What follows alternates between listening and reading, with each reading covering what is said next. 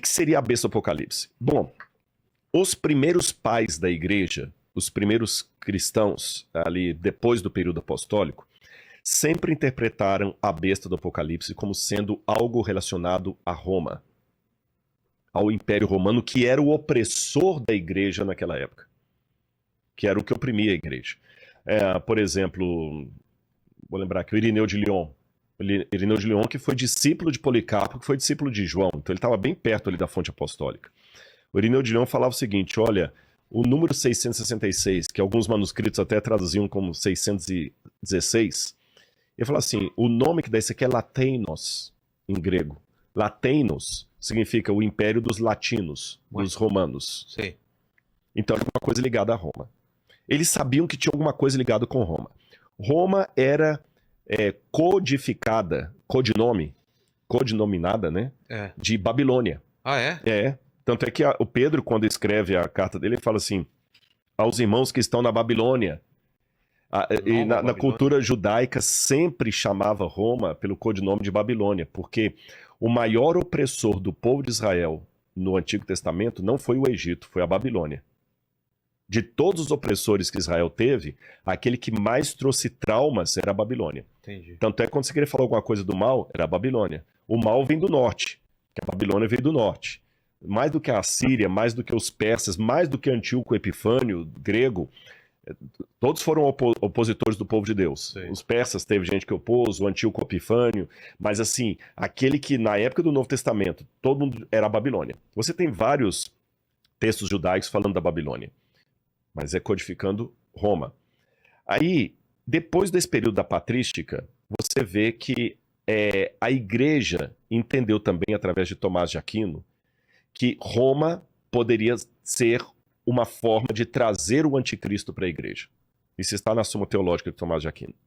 Quando você vai para a Reforma Protestante, de maneira unânime,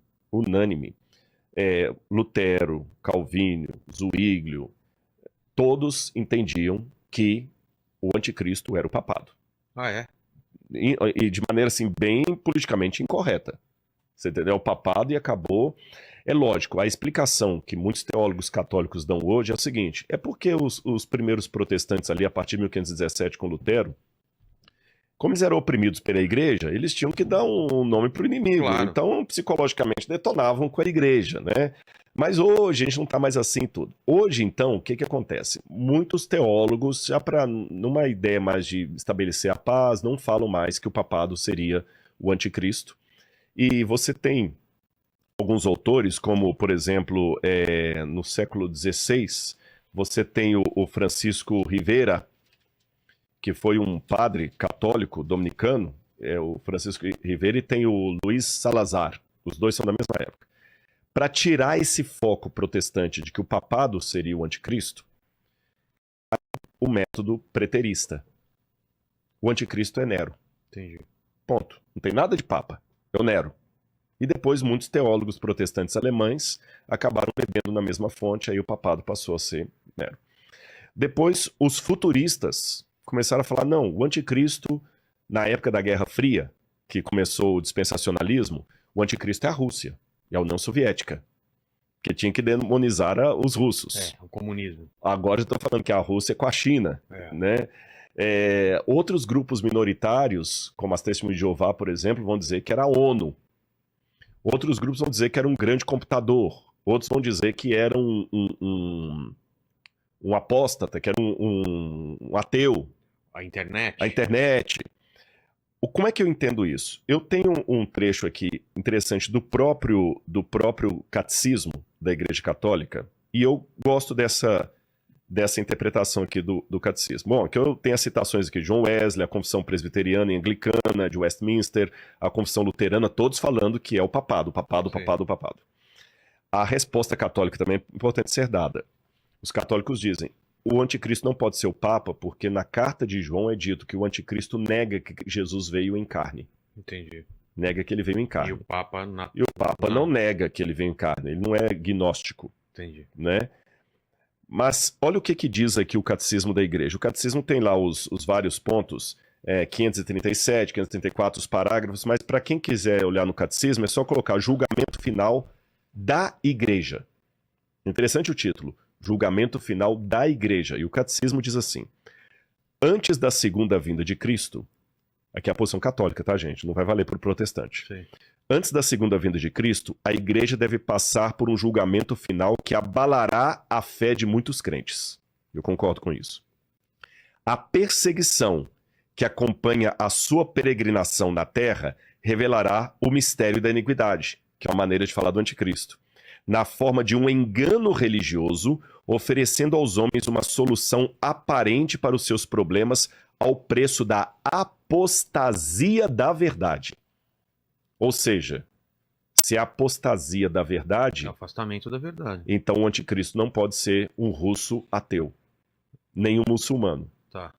O anticristo tem que ser alguém, e eu concordo com o catecismo aqui, tem que ser alguém que saiu de dentro do cristianismo, porque quando você vai aqui na carta de João, que fala do anticristo, fala aqui, olha, Evangelho de João, capítulo 2, versículo 18, fala: filhinhos, esta é a última hora, e como vocês ouviram que o anticristo vem, também agora muitos anticristos têm surgido, por isso sabemos que é a última hora. Eles saíram do nosso meio. Ah, Então tem 3 elementos aqui que eu tenho que levar em consideração.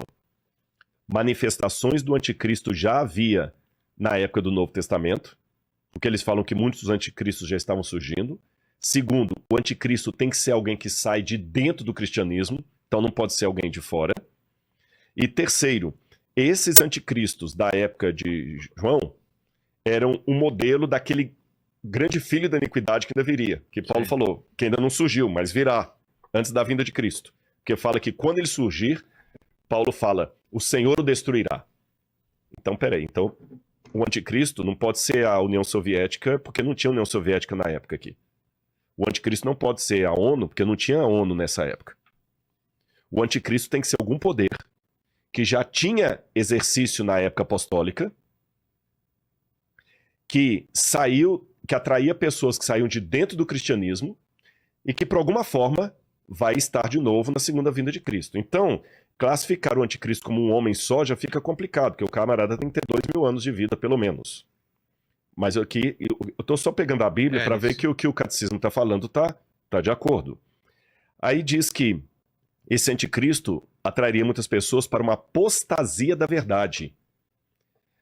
Deixa eu te falar uma coisa. Se a mulher de Apocalipse 17 é o povo infiel, para você ser um adúltero, o primeiro requisito é ter sido casado. Para você morrer, o primeiro requisito tá vivo. Para você ser apóstata, o primeiro requisito é ter sido cristão. Sim. Não existe islamismo apostatado. Não existe budismo apostatado. Só existe cristianismo apostatado. Então o anticristo tem que ser alguma coisa que vai sair do cristianismo. Aí continua dizendo, o engano do anticristo já começa a tomar forma no mundo toda vez que a reivindicação é feita para perceber dentro da história aquela esperança messiânica que só pode ser realizada através do julgamento escatológico. A igreja rejeitou até mesmo formas modificadas dessa falsificação do reino para vir sobre a forma do milenarismo, especialmente a forma política intrinsecamente perversa de um messianismo secular.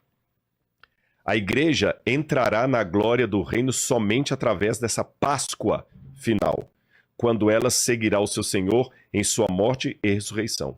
Então, o catecismo, nesse ponto, concorda com a minha ideia pós-tribulacionista. Sim. A igreja enfrentará uma perseguição. Mas essa perseguição não virá de fora. Virá de alguém de dentro da igreja, que apostatará da verdade, levará muitas pessoas à apostasia. Mas quem seria essa pessoa que, de certa forma, já tinha ação na época dos apóstolos e vai ter na volta de Jesus? Aí eu termino com o Apocalipse 17 explicando. Vamos voltar para o capítulo 17. João viu a mulher montada na besta e ficou assustado com o que ele viu. Aí olha o que diz a continuidade. Capítulo 17, verso 7. O anjo, porém, me disse, por que você ficou admirado? Eu vou lhe explicar o mistério da mulher e da besta que tem as 7 cabeças e os 10 chifres que levam a mulher. A besta que você viu não é, está para emergir do abismo. era, não é, está para emergir do abismo. Então ela atuava no período apostólico, vai ficar um tempo sem, assim, incubada, mas ela vai voltar no tempo final. É igual um tumor, que às vezes você vai, cura, ele fica entubado, depois ele volta. Era, não é, e vai surgir do abismo. E caminha para a destruição. E aqueles que habitam sobre a terra, cujos nomes não foram escritos no livro da vida desde a fundação do mundo, se admirarão, vendo a besta que não era, mas tornará a aparecer. Então é alguém que estava na época de João, ficará um tempo de suspensão e voltará a aparecer. Aqui está a mente que tem sabedoria. As 7 cabeças são 7 montes no qual a mulher está sentada. 7 montes no qual a mulher está sentada. E no verso 18 ele diz: a mulher que você viu é a grande cidade que habita sobre os reis da terra. Ei.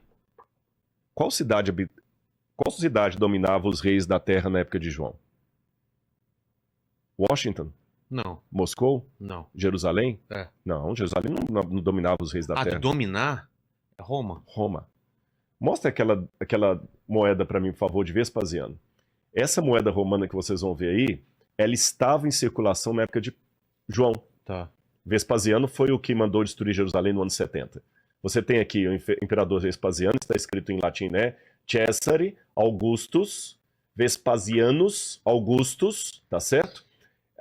E aqui tem do outro lado da moeda, Roma, tá escrito Roma, e ela é uma mulher sentada sobre 7 colinas. 1, 2, 3, 4, 5, Ali não mostra 7, 8.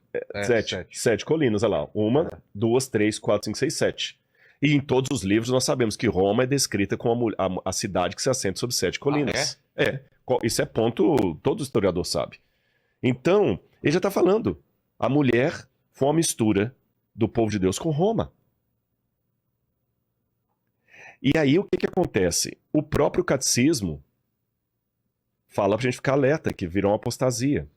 Então, por que não entender que, de alguma maneira, o mesmo poder romano que durante a Idade Média e início da Idade Moderna sancionou tantas perseguições com reis, com a Inquisição Espanhola, Santo Ofício, tantas coisas erradas que foram feitas, não pode ser justamente a consubstanciação histórica disso que João viu.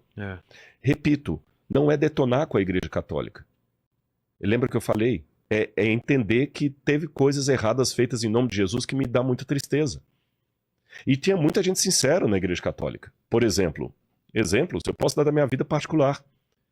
Eu tive padres que quando eu ficava no mosteiro com eles, eu lembro uma vez que eu cheguei aqui no Ipiranga lá e os padres me recebiam ali, e um belo dia eu esquentava minha comida lá e depois ia pra sala assistir o Fantástico com os padres. Aí um dia o padre chegou lá e falou: Rodrigo, desculpa, padre Dionísio, desculpa, tomou o prato da minha mão que eu tinha esquentado, me perdoa, Rodrigo, me perdoa. Eu falei: o que foi? Ele pediu perdão e tomou o prato da minha mão. A gente esqueceu que você vinha hoje e a cozinheira colocou toicinho no feijão, nos perdoe, eu vou fazer um omelete pra você. Poxa, esse homem honrou minha fé. Ele não tem problema com carne de porco, eu que não como carne de porco. Vou falar que esse padre não é de Jesus? Poxa. Eu vejo uma vida de Madre Teresa de Calcutá, Irmã Dulce, para falar aqui do Brasil, essas mulheres não andavam com Jesus? Ai de mim, quem sou eu?